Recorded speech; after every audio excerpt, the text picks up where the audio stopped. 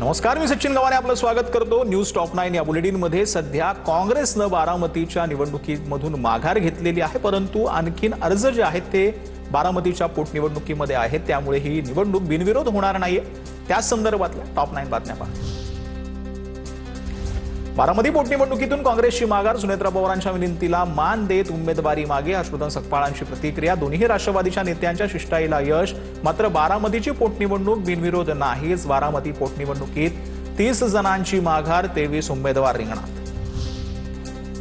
बारामतीची निवडणूक दादांसाठी महत्त्वाची होती। उमेदवारी अर्ज मागे घेतल्यानं काँग्रेसचा मनापासून आभार। आकाश मोरेंनी दादांना आदरांजली म्हणून निर्णय घेतला, जय पवारांची प्रतिक्रिया। काँग्रेसनं मनाचा मोठेपणा दाखवत अर्ज मागे घेतला, बारामतीच्या जनतेच्या वतीनं व त्यांचे आभार मानतो, प्रदेशाध्यक्ष सुनील तटकरेंची प्रतिक्रिया।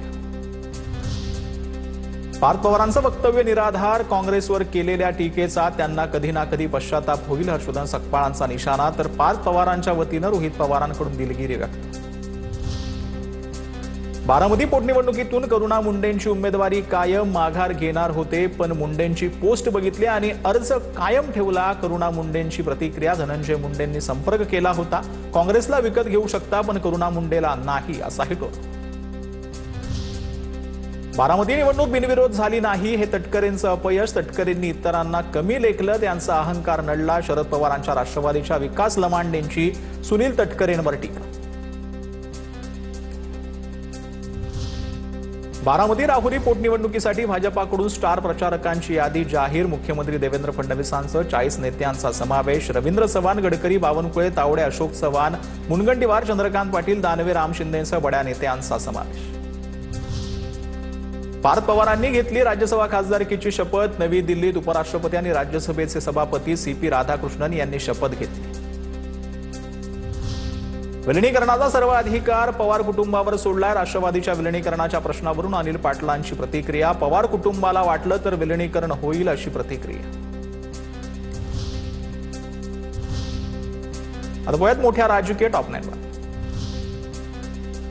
बुंदू अशोक खरातला 5 दिवसांची पोलीस कोठडी, गरोदर महिलेवर अत्याचार केल्याप्रकरणी तपास करणार असल्याचा पोलिसांचा युक्तिवाद। खरात तपासात सहकार्य करत नसल्याची माहिती। बुंदू खरातवर 2022 मध्ये दाखल गुन्ह्यांचा पुन्हा तपास होणार। 2022 मध्ये साई संस्थांचे कर्मचारी विकास दिवटे यांची गळफास घेत आत्महत्या। सुसाईड नोटमध्ये बुंदू खरातवर आरोप। मयत विकास दिवटेंचा भाऊ राजेंद्र दिवटे यांची पुन्हा तपास करण्याची मागणी कोर्टाकडून मान्य। अत्याचारू बुंदू अशोक खरात विरोधात 14वा गुन्हा दाखल। मिरगाव येथील जमीन खरेदी प्रकरणात खरातसह पत्नीवर फसवणुकीचा गुन्ह्याची नोंद। कवडीमोल भावात कोट्यावधींची जमीन घेतल्याची माळी कुटुंबाचा आरोप। खरातचा ओकस ऑफिसमधून महत्त्वाचे पुरावे हाती। एका डब्यातून 22 रुद्राक्ष, इंग्रजीतून A to Z पर्यंत अक्षरं, 1 ते 26 अंक लिहिलेली पट्टी, शिवनिका संस्थांचे कोरे पावती पुस्तक आणि हिरव्या रंगाचे पातळ द्रव्य असलेली बाटली जप्त। नाशिकच्या सिन्नरमध्ये बुंदू खरातच्या मिरगाव फार्म हाऊसवर पोलिसांचा तपास। माळी बंधूंची जमीन हडप केल्याप्रकरणी सिन्नर पोलिसात गुन्हा दाखल। एका वरिष्ठ अधिकाऱ्यासह 4 कर्मचाऱ्यांकडून चौकशी। बुंदू खरातच्या अटकेनंतर मिरगावचं ईशान्येश्वर मंदिर ओस। एकेकाळी भाविकांच्या रांगा लागणाऱ्या मंदिरात आता भाविकांची वर्दळ पूर्णपणे थांबली। मंदिर परिसरात शुकशुकाट।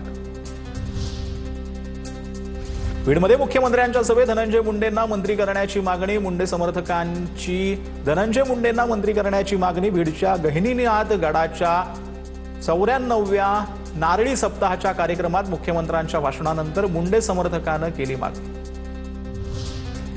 राहुरी विधानसभा पोटनिवडणुकीत 7 उमेदवार निवडणुकीच्या रिंगणात। भाजपाकडून अक्षय कर्डिले तर राष्ट्रवादी शरदचंद्र पवार पक्षाकडून गोविंद मुकाटे निवडणूक रिंगणात। वंचितचा उमेदवार आणि 4 अपक्षही लढणार निवडणूक। अपक्षांमध्ये ठाकरे गटाचे माजी जिल्हाध्यक्ष रावसाहेब खेवरेंचा समावेश।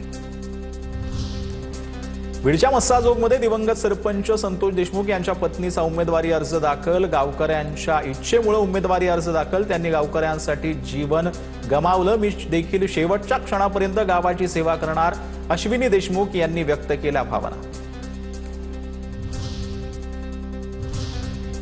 आता वळत राजकीय टॉप 9 वर। आसाम, केरळ, पुदुचेरी विधानसभेच्या 296 जागांसाठी एकाच टप्प्यात मतदान सायंकाळी 5 वाजेपर्यंत. आसाममध्ये 84.42%, केरळमध्ये 75.1% आणि पॉंडिचेरीमध्ये 86.92% मतदानाची नोंद.